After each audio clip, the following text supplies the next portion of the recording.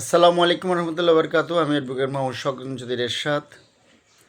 আজকে যে বিষয় নিয়ে আসলাম সেটি হচ্ছে মাননীয় আইন উপদেষ্টা আসিফ নজরুল মহোদয় আপনার পদত্যাগ দাবি করছি। কারণ আপনি 1400 শহীদের রক্তের উপর দাঁড়িয়ে আপনি যেই চেয়ারে বসেছেন সেই চেয়ারের আপনি যথাযথ মান সম্মান কিছু রাখতে পারেননি। কারণ আমরা দেখেছি, বিশেষ করে আমি চট্টগ্রাম থেকে বলছি, পিপি জিপি নিয়োগে যে অনিয়ম হয়েছে সেই অনিয়মের দায়ভার থেকে আপনি কিছুতেই মুক্তি পান না। আরও বিষয়ে বলবো, সেই পিপি নিয়োগে যারা আওয়ামী লীগ ছিল প্রায় কয়েকজন দেখলাম আওয়ামী লীগ, তারা কখনো বিএনপি জামাতের সহিত ছাত্র আন্দোলনে কখনো জড়িতই ছিল না এবং আওয়ামী লীগের ছিল এরকম এই পিপিতে চলে আসছে।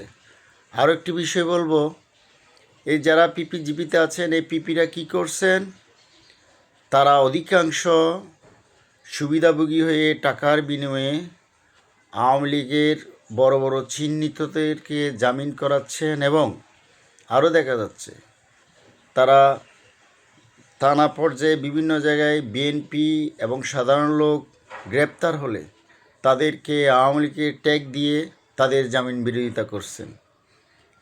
এখন কেন আইন উপদেষ্টা আমি আপনার পদত্যাগ দাবি করছি, এবং সাথে সাথে আপনি যদি এই পদত্যাগ যদি ঠেকাতে চান তাহলে এই যে পিপি জিপি যে নিয়োগ দেশের বিভিন্ন আদালতে এগুলোকে ভেরিফাই করুন।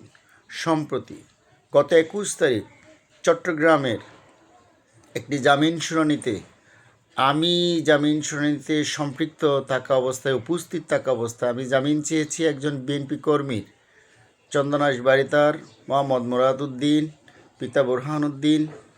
তার জুলাই আন্দোলনের অ্যাক্টিভিটি আছে, প্রত্যক্ষ অনেক নজির, বিএনপির পেটেতে সেই কর্মী সেটি লিখিত দিল, আহ্বায়ক, আরও 4টি পত্রিকায় বিজ্ঞপ্তি হয়েছে, স্থানীয় জনগণ মানববন্ধন করেছেন এবং সে অসুস্থ অনেক কিছু থাকার পরও তার জামিন চাওয়াতে তাকে জেলা পিপি মহোদয় একদম উপস্থিত দাঁড়িয়ে ভিআইপি দুর্দর্শ আওয়ামী লীগের গুপ্তচর শুদ্ধ একদম অশোভনীয় আচরণ করে জামিন বিরোধিতা করেন। সাথে সাথে আমি তৎক্ষণাৎ বিজ্ঞ আদালতকে জানিয়েছি। বিজ্ঞ আদালত আমি এই পিপি সাহেবকে সন্তুষ্ট করতে পারিনি। ইনি একজন বিএনপি জুলাই যোদ্ধার বিরুদ্ধে এই ধরনের আচরণ করছেন। আমি আওয়ামী লীগ হলে জামিনে আসতাম না। আমি এখনও বলছি, কোনো আওয়ামী লীগ, হ্যাঁ সাধারণ জনগণ, সাধারণ আওয়ামী লীগ এবং গুমখুনের আওয়ামী লীগ, আমি কখনো ওকালতিতে তাদেরকে কোনো আইনি সেবা দিতে আমি প্রস্তুত নই। অন্যায়কারী, অন্যায়কারীর পক্ষ হয়ে কোথাও কথা বলা মানে নিজে অন্যায়কারী। উপস্থিত বিজ্ঞ আদালতকে জানানোর পর বিজ্ঞ জেলা জজ মহোদয় আচ্ছা সেটা আমি দেখব, দেখে আদেশ হব, যাচাই বাছাই করবো মর্মে ইনি অনেক যাচাই বাছাই করেছেন। মাশাআল্লাহ, আলহামদুলিল্লাহ, তিনি সেটি পরের দিন দুপুরে সেটি জামিন প্রদান করেছেন।